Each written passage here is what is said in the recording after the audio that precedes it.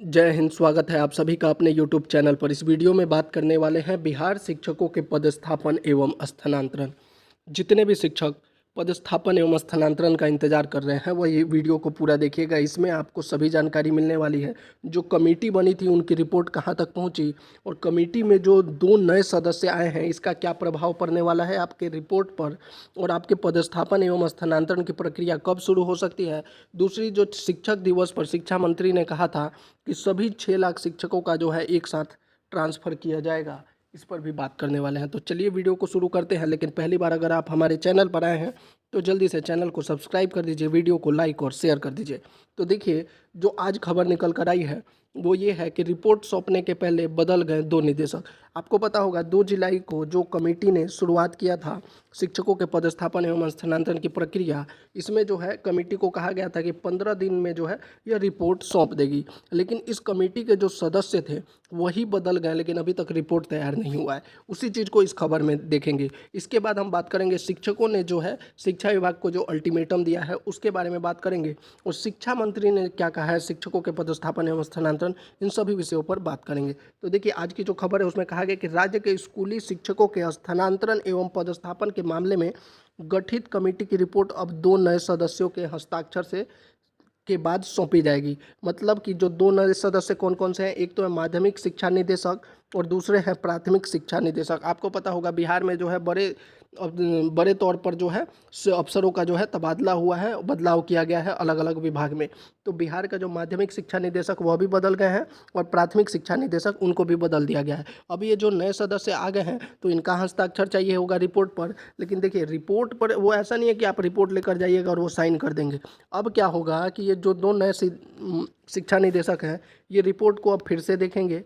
ये भी तो देखेंगे भैया कि रिपोर्ट में क्या क्या है, और अगर इनको लगता है कि कुछ बदलाव हो सकता है तो ये बदलाव भी करवाएंगे। तो कहीं ना कहीं कहने का मतलब ये है कि अब जब नए सदस्य आ गए हैं तो वो शुरू से फिर से इस प्रक्रिया को देखने वाले हैं, और कहीं ना कहीं इसमें विलंब होने की पूरी संभावना है। यही चीज़ हम बता रहे हैं कि शिक्षा विभाग कहीं ना कहीं ये जो पदस्थापन एवं स्थानांतरण की प्रक्रिया है इसको लंबा खींच रहा है। शिक्षा विभाग को पहले से ही यह बात पता होगी कि जो सदस्य हैं वो बदलने वाले हैं। सरकार ने ही बदला है तो सरकार को तो ये पता होगा।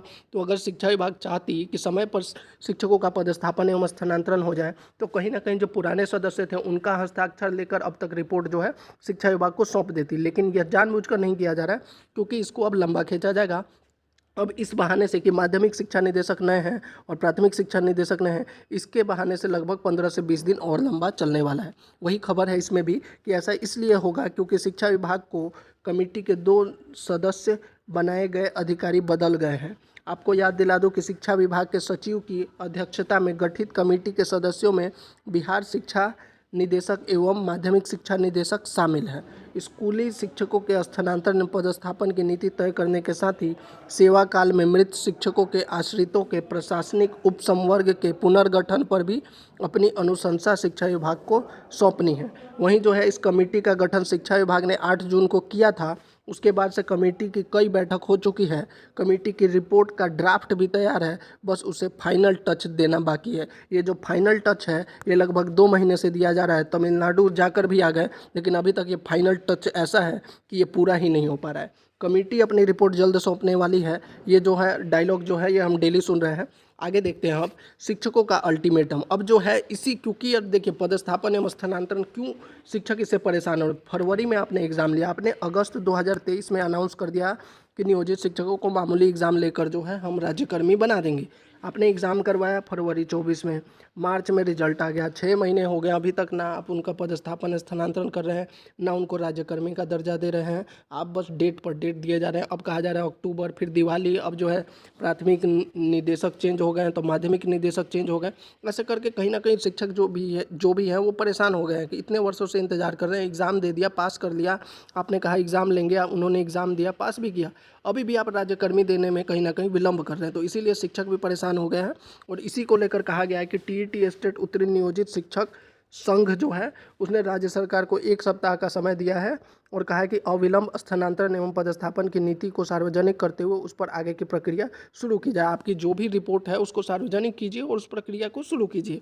इस बात को लेकर शिक्षकों ने राज्य सरकार को जो है अल्टीमेटम दिया है, 1 हफ्ते का समय दिया है। संघ के प्रदेश अध्यक्ष ने बताया कि सरकार लगातार शिक्षकों के साथ भेदभावपूर्ण नीति को अपनाई हुई है। जब जब शिक्षकों के हित की बात आती है तो कमेटी कमेटी का खेल खेल कर उसे ठंडे बस्ते में डाल दिया जाता है। यह कितनी अचरज की बात है कि 15 दिन में जिस कमेटी को रिपोर्ट देनी थी वह 1.5 महीने बाद भी कुछ नहीं कर सकी है।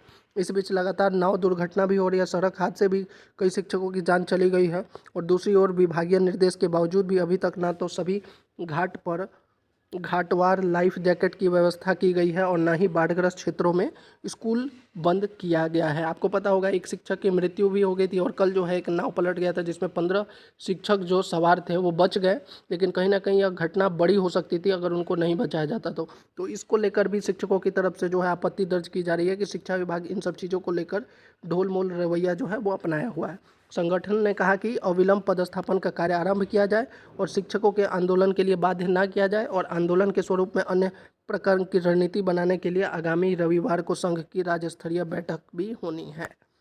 जबकि देखिए शिक्षा मंत्री ने क्या कहा था, अब उसको अब देखिए शिक्षक दिवस जो 5 सितंबर को था तब जो शिक्षा मंत्री ने बड़ी बड़ी बातें कर दी कि हम शिक्षकों का जो है मानवीय तौर पर जो है स्थानांतरण और पदस्थापन की प्रक्रिया करेंगे, जल्द ही कर लिया जाएगा, महिलाओं को इसमें ज़्यादा सहूलियत दी जाएगी, दिव्यांगजनों को दी जाएगी, ऐसा करके बहुत सारी बड़ी बड़ी बातें जो हैं शिक्षा मंत्री ने कहा था। और उन्होंने यह भी कहा कि हम सिर्फ जो है सक्षमता पास शिक्षकों का नहीं बल्कि 6 लाख शिक्षक सभी शिक्षकों का पदस्थापन एवं स्थानांतरण और मैक्सिमम शिक्षकों को हम कोशिश करेंगे कि उनके मनपसंद जो है स्थानांतरण और ऐच्छिक ट्रांसफ़र का लाभ उनको मिले, यह शिक्षा मंत्री ने। लेकिन यह समस्या यह है कि शिक्षा मंत्री हर बार कह रहे हैं लेकिन डेट बढ़ते जा रहा है, एक क्लियर डेट नहीं हो रहा कि कब इस प्रक्रिया को शुरू की जाएगी।